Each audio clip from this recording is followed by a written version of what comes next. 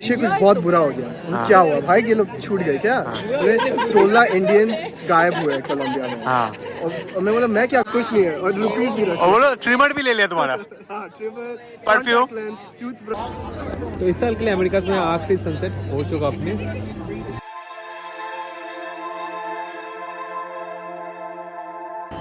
पूरे न्यूयॉर्क का सबसे अगर अच्छा और साफ ट्रेन स्टेशन हो तो वो ये है, जहाँ पे हम लोग आ गए थे बात ट्रेन लेके न्यू जर्सी से। आज मेरा आई थिंक दूसरा दिन है न्यूयॉर्क में, और ये ट्रेन स्टेशन सबसे सुंदर और ख़ास इसलिए है क्योंकि ये टूट गया था।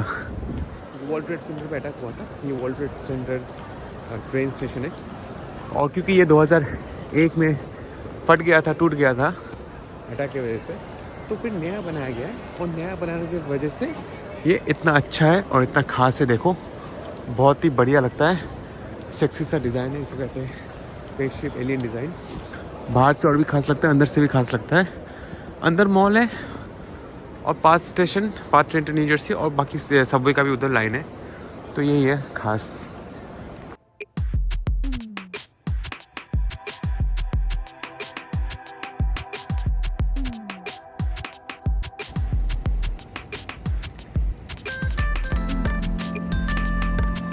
और इस सार के साथ लेने के लिए देखो खुद से लाइन लगी है।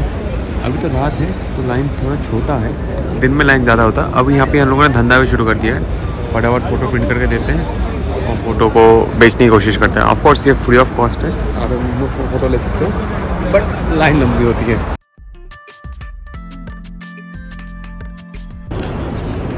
और देख लिया भाई न्यूयॉर्क स्टॉक एक्सचेंज, जहाँ पे सारे पैसों का गेम होता है, जहाँ पे सारा अदल बदल होता है।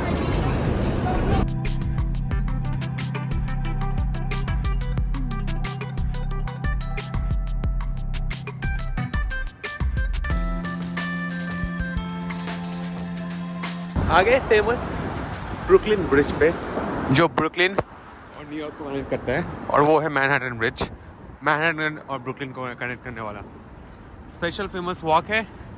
वॉक करते रहो, और अगर ट्रेन से जा रहे हो तो मैनहट्टन ब्रिज से ट्रेन जाता है, हालांकि उसका फ़ोटो ज़्यादा सुंदर आता है और सब कुछ दिन में ही अच्छा लगता है। लास्ट टाइम मैं ये सब कर चुका हूँ, इस बार बस रिपीट कर टेलीकास्ट आप लोगों को दिखा रहा हूँ।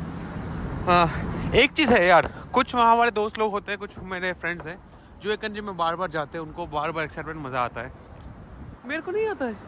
मेरे को लगा था अगर न्यूयॉर्क में होगा मज़ा आएगा, एक्साइटमेंट होगा, फिर से देख रहा हूँ नहीं, कोई एक्साइटमेंट उतना नहीं आ रहा है। सेम सेम ही लग रहा है, सेम सेम बट डिफरेंट। पहली बार का मज़ा पहली बार ही आता है। ये होता है नॉन लिविंग चीज़ों के बारे में। लिविंग चीज़ों का मज़ा चेंज होता है क्योंकि लोग चेंज होते हैं।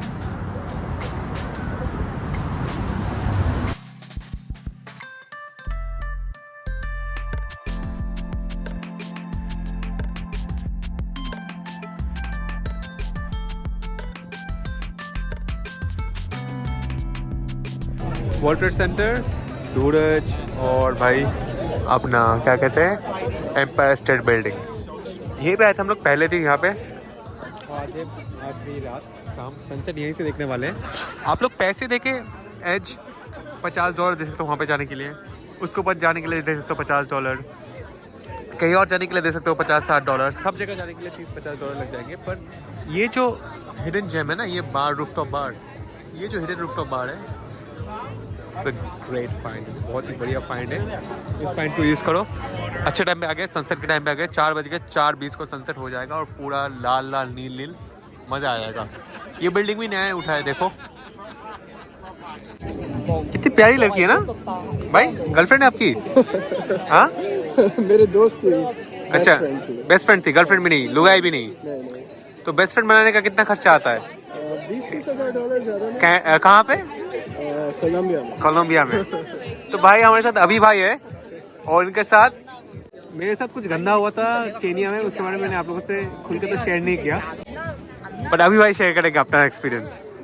बस कुछ दिनों के लिए किडनैप हुआ बंदूकों के साथ। कहाँ पे हुआ? कोलंबिया में, काली में। काली, जहाँ पे आपको लड़की ऐसी कहाँ से मिली? सही से बताओ कहाँ से मिली? मेरे दोस्त ने उसे लैंग्वेज एक्सचेंज में मिला। तो बहुत सारे लैंग्वेज एक्सचेंज में मैं जाता हूँ, प्रमोट करता हूँ। मेरा भाई खुद ड्यूओलिंगो में काम करता था, लैंग्वेज एक्सचेंज प्रमोट करता है। बहुत सारे लैंग्वेज एक्सचेंज पूरे लैटिन अमेरिका में बहुत कॉमन बात है। वहाँ पे लड़कियों को मैंने खासकर नोटिस करते देखा है कि जाते हैं अमीर लड़के पकड़ने के लिए, और दोस्त भी बनाते हैं। मैंने भी अच्छे अच्छे दोस्त बनाए। कुछ लोगों को फ्रेंडशिप भी करना होता है, कुछ लोगों को अमीर लड़के पकड़ना होता है, बट पकड़ना होता है बॉयफ्रेंड बनाने के लिए या फिर खर्चा करने के लिए। ऐसे लूटने के लिए I could have never thought. और ऐसे नहीं लूटा, बड़ा एक मुर्गी नहीं, दो मुर्गी पकड़ा एक साथ। Like he could have done it to your friend. घर में आया, खाना वाना बनाया।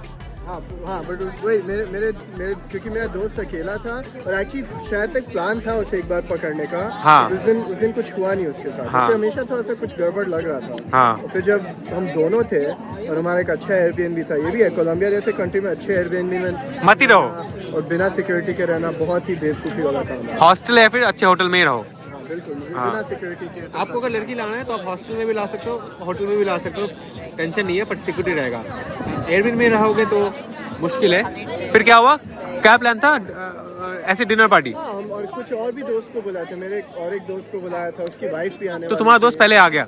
हाँ मतलब पहले मेरा दोस्त है, फिर ये बंदी आई और चार बंदों के बंदी साथ ही आई ना, बेल बजाया? हाँ बंदी आई पहले, फिर बोली वो मेरी और एक फ्रेंड आई है।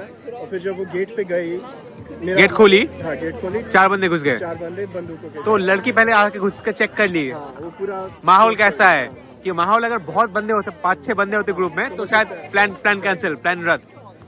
इनको ड्रग पिला के रूम से लेके गया। जब तुमको लेके जा रहे थे तुम लोग होश में थे? हमें मतलब हमारे ड्राउजी से थे, ड्राउजी था। होश नहीं था। तो मैं एक और भाई के साथ मिला था, उनको भी बोगोता में ऐसे ड्रग पिला के सुबह उठा पार्क पे नंगा। बट हमें ड्रग कॉन्शियसली पिलाया। हम मना किए तो हमारे सर पर बंदूक रखकर जबरदस्ती 4 बंदे, और फिर पूरे पैसे लूट लिए। हाँ बेसिकली हमारे क्रेडिट कार्ड्स यूज किए। मेरे एयरबीएनबी से उन्होंने सब कुछ ले लिया, मेरा laptop, phones, GoPro. Travel insurance था? नहीं था मेरा। अच्छा, फिर अब बताओ। फिर भी और ये सोचो, और इतने लूटा इन्होंने। मेरे पास 500 इंडियन रुपीस थे, उन्होंने इंडियन रुपीस भी लिया और पूछ के ये कितना है पैसों में। मैंने कन्वर्ट करके बोला भाई ये पैसों में कुछ नहीं है, और रुपीस भी रखे। और बोलो ट्रिमर भी ले लिया तुम्हारा? हाँ ट्रिमर, परफ्यूम, टूथब्रश, सब कुछ। कॉन्टेक्टलेस क्या? पता नहीं, उन्हें बस सब लेना। अच्छा वो भूखे नंगे को, पर अभी भूखे नंगे कहाँ पे दिखाओ जरा। हाँ वो वाला वीडियो दिखाना। फिर क्या हुआ, लड़की डबल गेम खेल रही थी। लड़की ने कार्ड लेके गया और लड़कों जो चोर थे इनके साथ थे। लड़की ने बहुत पैसे निकाले, इनको नोटिफिकेशन आ गया और लड़की ने फोन करके बताया लड़कों को, यार इनके पास पैसे नहीं है, मेरे पास पैसे नहीं मिले। लड़की ने 10-20 हज़ार डॉलर अपने पॉकेट में रख दिए थे। फिर लड़की वापस आई तो इसने बता दिया अपने फोन दिखा के, भाई मेरे से तो पैसा निकल गए। फिर लड़की को वो पीटने लगे। लड़की के मुंह पे टावल डाल, पर फिर दोस्ती हो गई, लड़की से सारे पैसे निकाल लिया। हाँ वो दोस्ती नहीं, वो लड़की को फिर उन्होंने थोड़ा मारेंगे नहीं। हाँ। बट इनसे डायरेक्टली पैसा हाँ। तो हमें गोल्ड स्टोर में ले गए। अच्छा। फिर वहाँ पर कैसे लगे, कैसे गोल्ड स्टोर कैसा दिखाना जरा? दिखाता हूँ। भाई व्लॉगिंग भी कर रहा था, blogging, secret vlogging. Security camera footage है। देखो ये भाई है, ये लड़की है और ये लौंडा है। तो यहाँ से आप लोग कह सकते हो भाई तो चाहता तो भाग सकता था, पर भाई का जो दोस्त है वो गाड़ी में बैठा था बंदूक के नीचे। हाँ तो मैं अगर भागता तो उसका क्या होता कि कोई भरोसा नहीं है, तो इसलिए। और भागने में भी रिस्क था, अगर वो बंदूक निकाल ले। कोलंबिया में आपको ध्यान से रखना पड़ेगा। काली तो मेरे को एकदम ही पसंद नहीं था, काली में लूट गया। मेडिजिन में बहुत जन लूटते हैं। मेडिजिन में ये बंदी भी मेडिजिन की थी। हमारा किस्मत खराब था कि वो काली आई हुई थी। तो ये सब मेडिजिन में बहुत ज़्यादा होता है। तो मेडिजिन में कभी भी ऑनलाइन डेटिंग छोड़, लैंग्वेज एक्सचेंज तक जाओ तो किसी को लैंग्वेज एक्सचेंज में भी जुड़ गया। आप सोच सकते हो, मतलब ऑनलाइन डेटिंग तो हम लोग समझ सकते हैं, ऑनलाइन लोग बैठे थे लूटने के लिए। लैंग्वेज एक्सचेंज जो कि एक ऑफिशियल जगह है, वहाँ पे भी यार। अच्छा फिर सारा पैसा मिल गया वापस? मोटा मोटी हाँ। क्रेडिट कार्ड और डेबिट कार्ड हमने डिस्प्यूट किया, वो सब पैसे मिल कितना, मतलब कैश जो डिस्प्यूट हुआ सेम ट्रांजैक्शन अमाउंट वापस आ गया अकाउंट में? गए, सब वापस। ये आपके साथ नहीं होने वाला, मेरे साथ डिस्प्यूट हुआ, इंडियन अकाउंट से ऐसा नहीं होता है। क्रेडिट कार्ड डिस्प्यूट आपको वापस मिल जाएगा, डेबिट कार्ड डिस्प्यूट वापस नहीं मिलेगा। कनेडियन अकाउंट था और फिर कनेडियन गवर्नमेंट ने हमारे वापस जाने के पैसे भी दिए टिकट्स के। पासपोर्ट कैसे बना फिर से? पासपोर्ट ये एक अच्छा चीज़ है। जब जैसे किडनैपिंग स्टार्ट हुआ, मेरा पासपोर्ट मुझे ही थमा दिया उन्होंने। रखो अपने पास। मेरा पासपोर्ट संभाल के रखो। ये एक बड़ा अजीब चीज़ है। अजीब हुआ हाँ। कि पासपोर्ट पकड़ा दिया, ठीक है। हमें अगर पासपोर्ट फाड़ देंगे। और इसके कारण ही मुझे हमेशा विश्वास था कि हो सकता है मारेंगे नहीं हमें, क्योंकि अगर मारना होता तो पासपोर्ट क्यों पकड़ा। हाँ पासपोर्ट फाड़ ही देते हैं।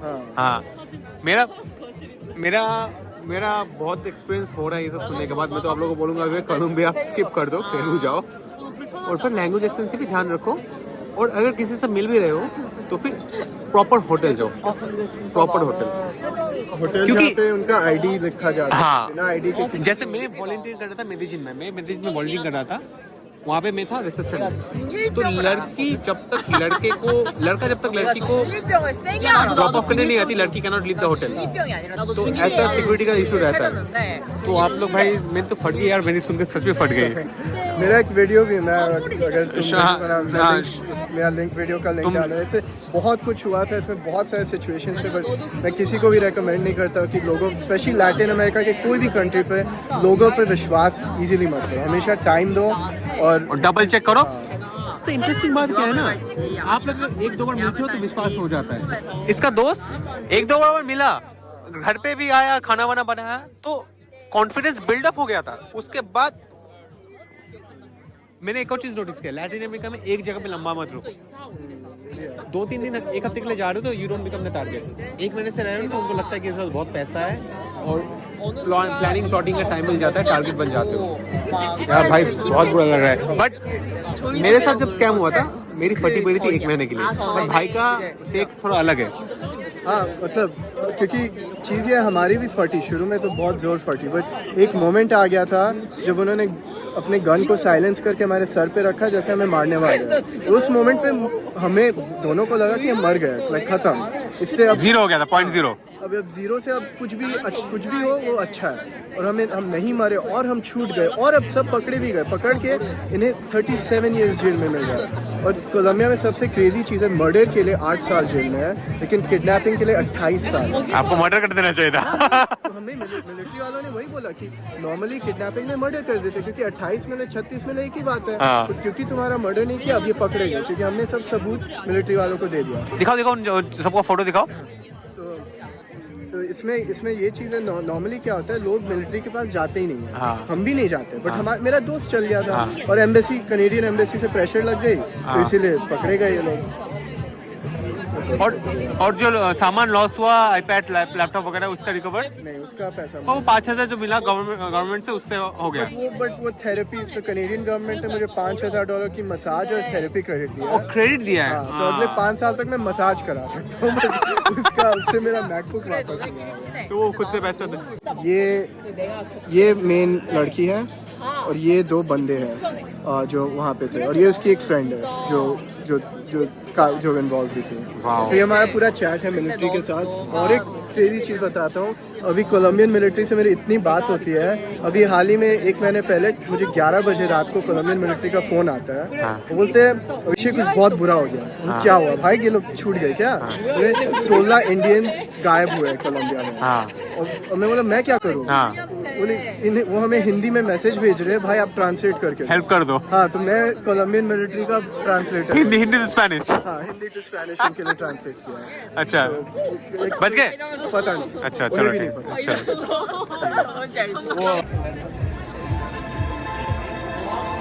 तो इस साल के लिए अमेरिका में आखिरी सनसेट हो चुका अपने। फिर से आएंगे अगले साल। आज रात की फ्लाइट है, लास्ट टाइम के लिए देख लो भाई, खूबसूरत सनसेट। ये ऑप्शन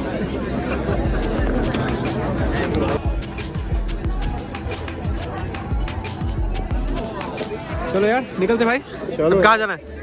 Let's walk.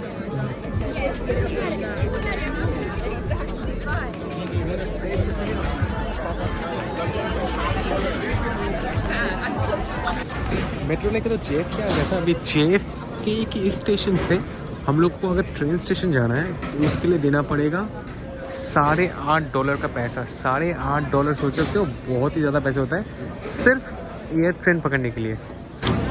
लूट जो मची है, इतने बड़े लेवल में मची है, आपको क्या बताऊँ, मतलब $8.5 मजाक नहीं होता है। इधर पुलिस भी खड़े हैं यहाँ पे, तो बहुत टाइट है इनका सिक्योरिटी यार। $8.5 मजाक नहीं होता है, बहुत ही ज़्यादा पैसे होते हैं। जो लोग ट्रेन लेके आए हैं एयरपोर्ट से सिटी में, वो लोग को भी वहाँ से मशीन से टिकट खरीद के ही जाना पड़ रहा है। बहुत ही बड़ा झोल है यहाँ पे। भाई मेरी फ़्लाइट तो $130 की, पर उसका मान लो 5% मैं दे रहा हूँ इस ट्रेन की, $8.5 का ट्रेन।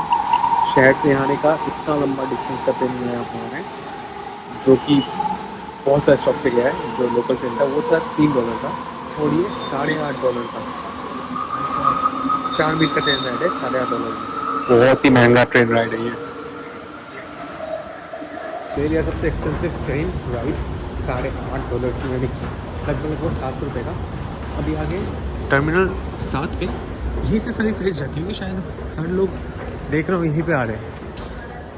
आपको जहाँ पे भी जाना है, जिस भी एयरलाइन का फ्लाइट बुक कर ले तो आपको न्यूयॉर्क एयरपोर्ट पे आने से पहले आपको सर्च करना है गूगल पे कि मेरा फ्लाइट का टर्मिनल कौन सा है, क्योंकि इसके पास बहुत सारे टर्मिनल्स हैं। तो मेरा ऐसे टर्मिनल 7 है, हम लोग फ्लाई कर रहे हैं नॉर्थ अटलांटिक एयरलाइन से। दिख गई अपनी एयरलाइन, चलो करें चेक इन। ये चेक इन काउंटर था अपना, बहुत ही जल्दी होगा, लाइन ही नहीं लगना पड़ा। हालांकि फुल फ्लाइट है। 10 किलो अलाउड है मेरे बैग में, पूरी 10 किलो है।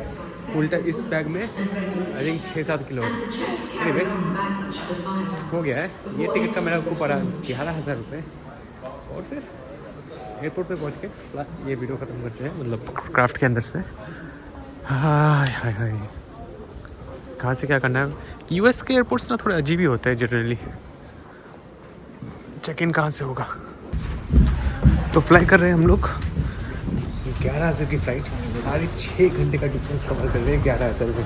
आप लोग यहाँ लोगों को कैरिबियन सीरीज में देखा है, कैरिबियन सीरीज में हम लोग 11,000 की फ़्लाइट ले रहे थे, जो कवर कर रहे थे 30 मिनट की फ़्लाइट्स। हम लोग जा रहे हैं न्यूयॉर्क से पेरिस। मैंने पहले भी पता था कि 10-11,000 की फ़्लाइट मिल जाती है, जिसमें इतना लगेज भी आ जाता है, खाना वाना पानी वानी कुछ नहीं मिलने वाला। पर ठीक है, मैंने फुल्ली लोड कर लिया अपने आप को। चलो मिले। अभी पेरिस पे सुबह के 6 बज रहे। सुबह में पेरिस में दोपहर के 11 बजे उतरेंगे, और यहाँ पे बज रही रात के 12, तो सुबह 6 बजे उतरेंगे। तो भूख तो लगनी नहीं चाहिए, डिनर मैंने कर लिया है सुबह 7-8 बजे तक।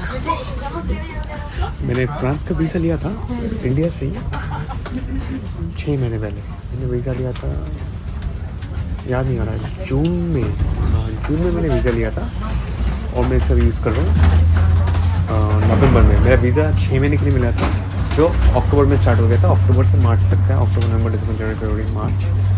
और कुछ नए नए कंट्रीज़ घूमेंगे, नए नए कंट्रीज़ दिखाएंगे। पुराने कंट्रीज़ आप लोगों को नहीं दिखाएंगे, कितनी बार दिखाओ सेम चीज़।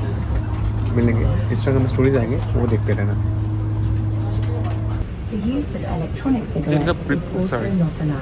इनका प्रीमियम इकोनॉमी भी है।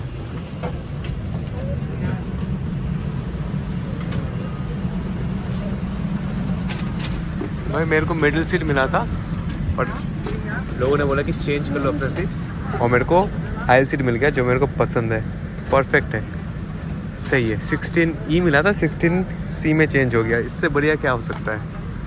मेरे साथ फ्लाइट में जो होता है अच्छा ही होता है। नॉर्थ एयरलाइन है।